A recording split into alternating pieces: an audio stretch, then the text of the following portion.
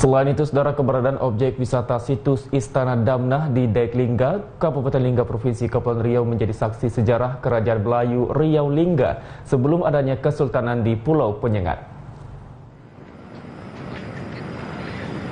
Dari sumber yang diperoleh dari Dinas Kebudayaan Lingga, pusat Kesultanan sebelum dipindahkan ke Lingga pada tanggal 24 Juli tahun 1787, awalnya berada di Hulu Riau, tepatnya di Pulau Bintan. Dengan dipindahkannya pusat Kesultanan ke Lingga, maka berkembanglah peradaban budaya Melayu di Lingga dan dibangunlah Istana Damnah. Lalu, di tahun 1900, pusat Kesultanan di Lingga dipindahkan ke Pulau Penyengat yang bertahan hingga tahun 1911. Sejarawan Lingga, Lazuardi, mengatakan, pemindahan pusat Kesultanan di Lingga ke Pulau Penyengat ini berawal dari banyaknya tekanan-tekanan dari Belanda pada saat itu dan tidak setujunya aturan Belanda yang mengharuskan bendera Belanda harus lebih tinggi dari bendera Kesultanan.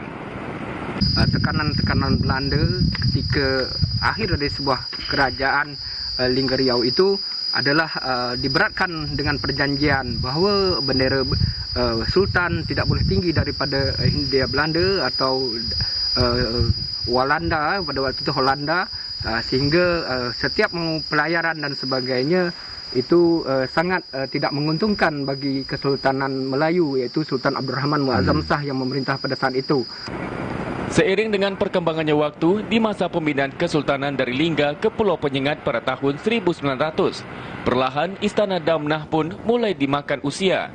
Dan saat ini yang tersisa hanya penyanggah bangunan yang hingga saat ini masih dipertahankan.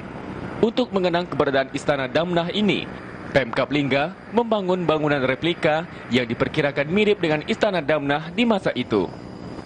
Paino, TVRI Riau melaporkan.